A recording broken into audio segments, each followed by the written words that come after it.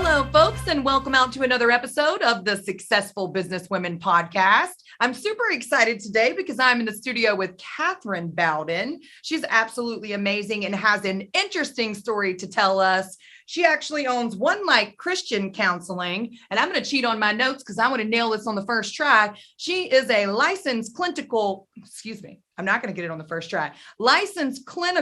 mental health counselor associate.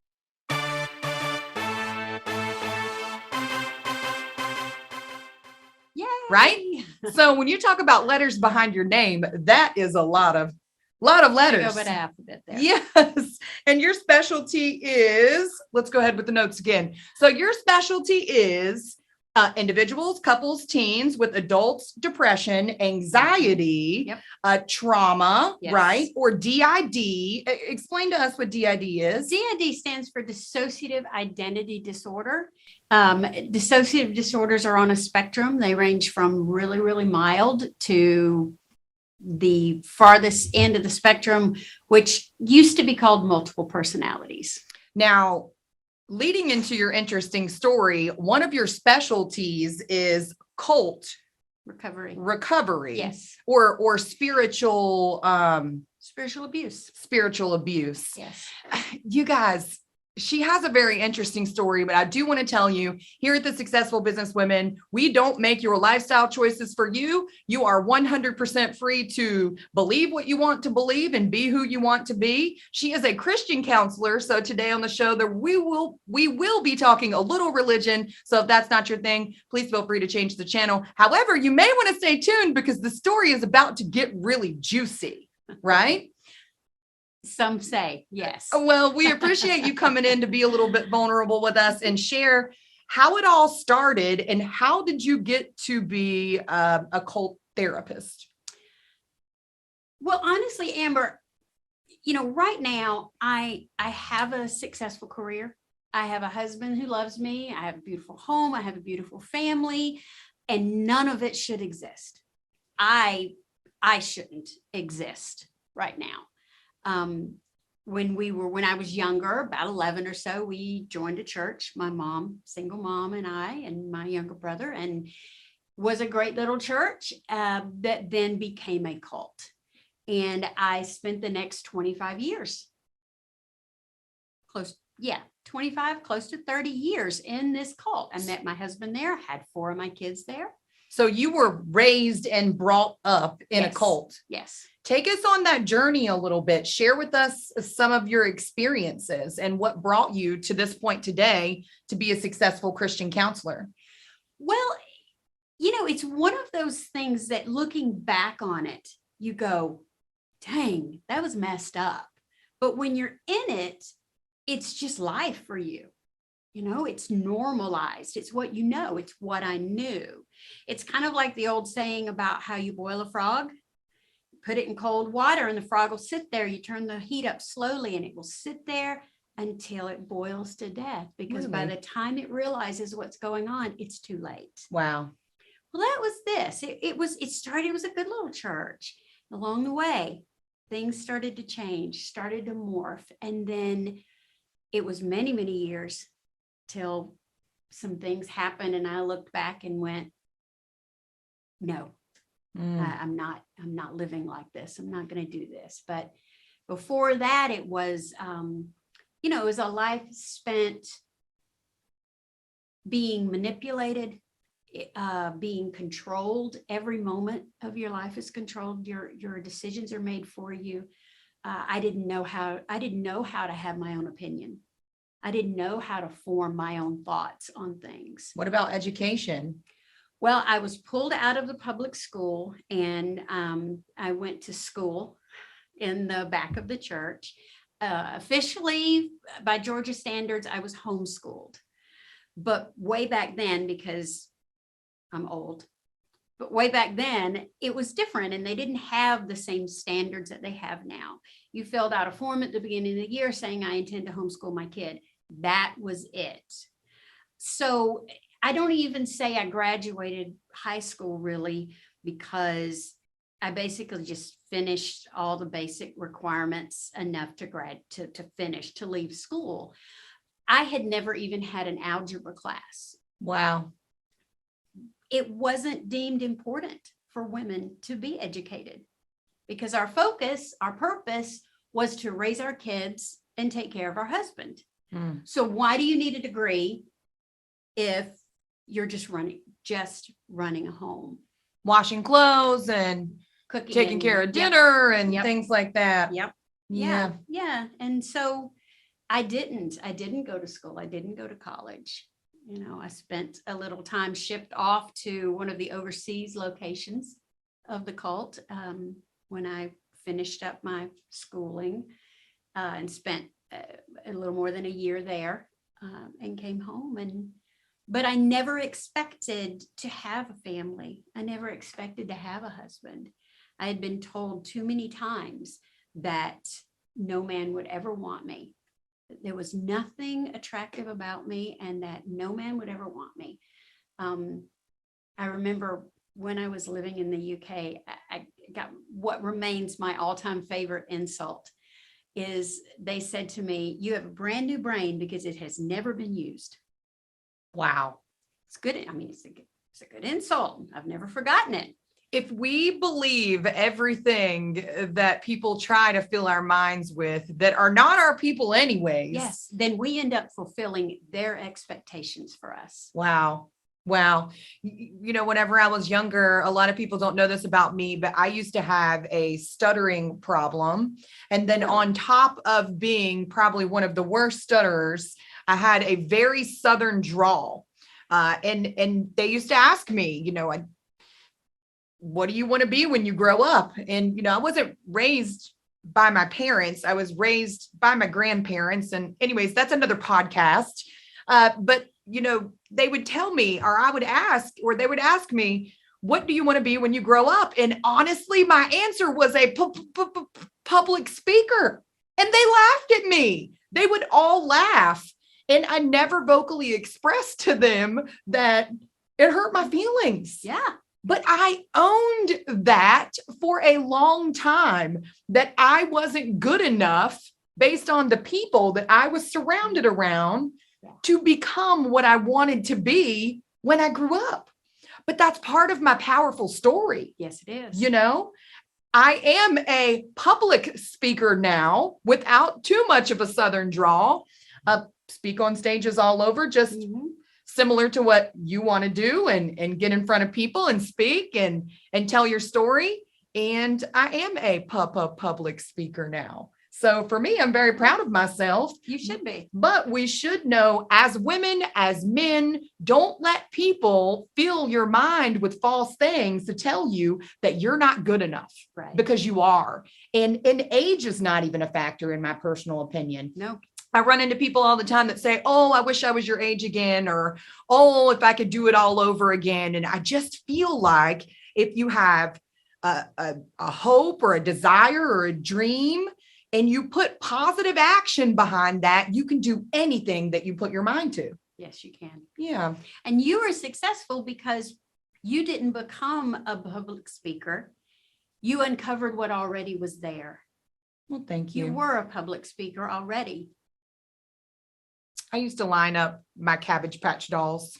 I did. I lined them up on the couch and I had names for all of them. I had a couple pound puppies too. I don't know if y'all remember the pound puppy, but I lined them all up and I would talk to them about TGI Friday. Do you remember that? I do. Okay, so TGI Friday, for those of you who don't know, we only had a few channels. We had that little, the TV with the turn knob and the U at the bottom. Yep. But I got TGI Friday. And so the lineup changed over the years. But I would announce to my Cabbage Patch dolls and my pound puppies the lineup that was going to come on TV for that Friday night. And my grandma would always call me in for her friends and she would be like, do a Steve Urkel impression for me. And I just ate it up. I was a ham and I was my stuttering self there doing those presentations. But my grandmother is wonderful. She always believed in me and she's part of the reason why I'm good.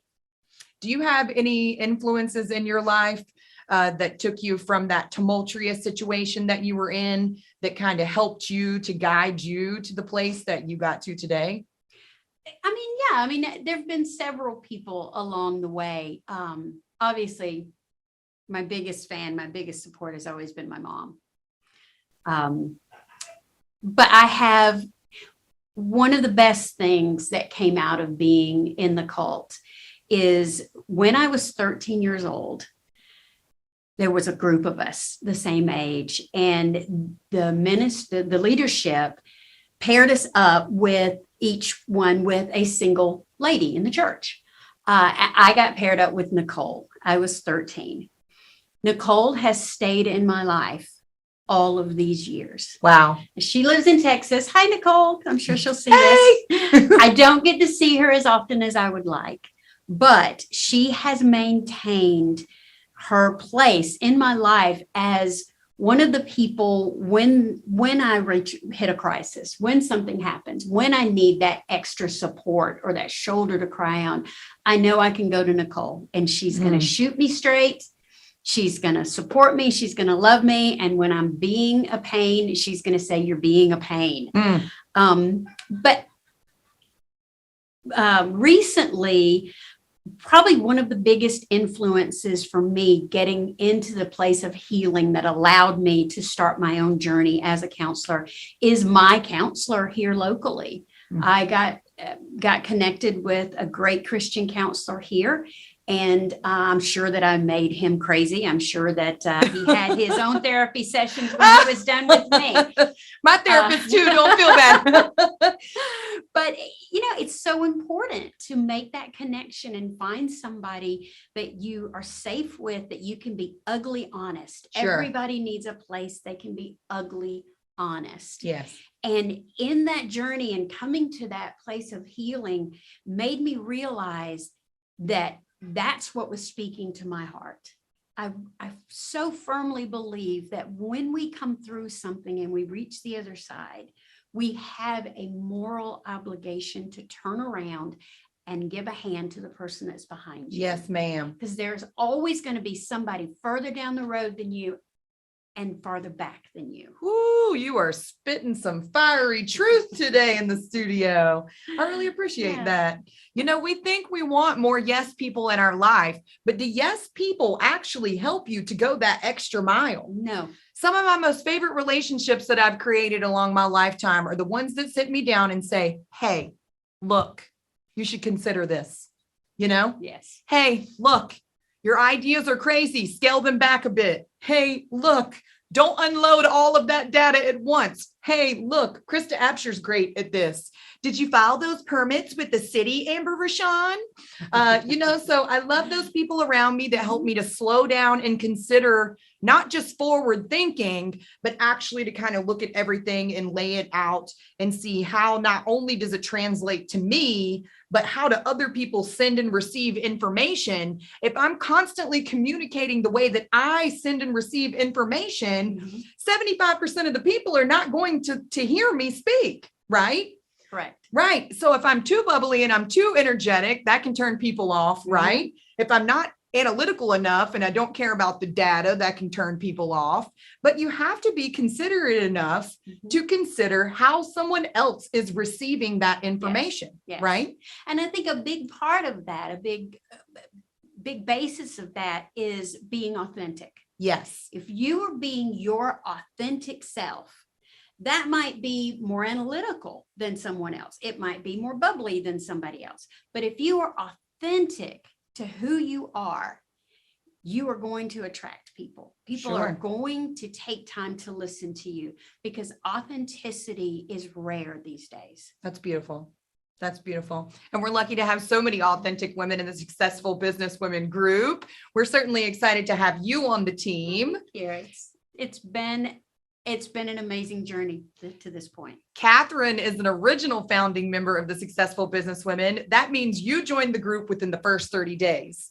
And you did see that original post, right? I did. I actually saw the post like within an hour of when you made it. Oh, for those of you that don't know how the Successful Business Women started, it was actually not to benefit my business. I was angry that day. I wanted to make a difference in the world. And I've been like that since my teenage years, just wanting to help and wanting to make a difference, although it's on a much larger scale now that we're able to do that through connecting and collaboration.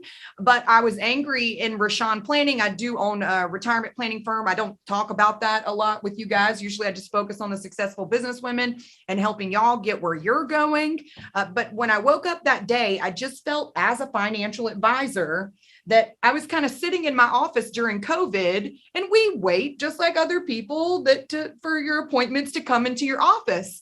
And as I was doing this, I was watching businesses close.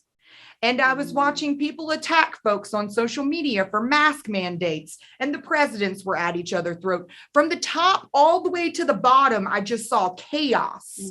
And I was angry at myself because I felt like I was part of the problem. I legitimately felt like I was sitting in my office and I was doing nothing but complaining about what I didn't like, and I wasn't putting any energy into making positive change. And so I made a post that I spread, and honestly, I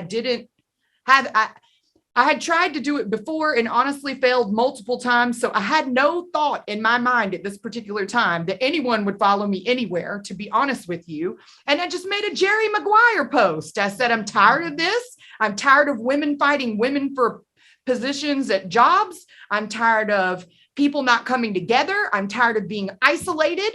I'm tired of it, and I'm going to try to do something about it. And if it didn't work for me, at least I tried my best to make a difference. Now, we got lucky. The post kind of goes viral and the group blew up. But at that particular point, the opportunity presented itself, and I thought, now what? What are we going to do? And Kathryn was right there by our side. So we appreciate you and love to have you in the studio. So that's awesome being here. I hope that you do come back. Just invite. Yeah. Well, we would love to have you back on the show. Look, Kathryn is amazing. And if you want to connect with her for any counseling needs that you may have, she is certified. She is licensed now, and she wants to be able to help you again through all things mental health awareness, helping you find your best self and helping you reach your goals and your best success. If you've been through some tumultuous situations, any religious situations and or any cult experiences that you're trying to recover from, Kathryn is definitely your lady. Not only is she experienced in this and helped hundreds and hundreds of clients, but she's also actually lived that life for 25 years herself and is still a faithful Christian. And that's pretty incredible. Sometimes when you experience tumultuous religious situations, it tends to make you be a little bit more closed off and pull back. It can. The difference is when you decide not to hold God responsible for what people do. For other people's actions, right? Yeah. All right. Well, if you guys want to connect with Kathryn Bowden, you can reach out to her. Kathryn, how do we get in contact with you or schedule an appointment with you? Well, they can go to my website. It's OneLight Christian Counseling.com. My number is on there. My email is on there. I'm in the office most weeks. All right. Well, you can also find her at the Successful Businesswomen because she loves to spend her time there. We appreciate all of you tuning in for another fantastic episode of the Successful Businesswomen podcast. Make sure you stay tuned because we'll have another episode coming for you next week. And you never know who might be on the show. We might even talk about your business. So stay tuned.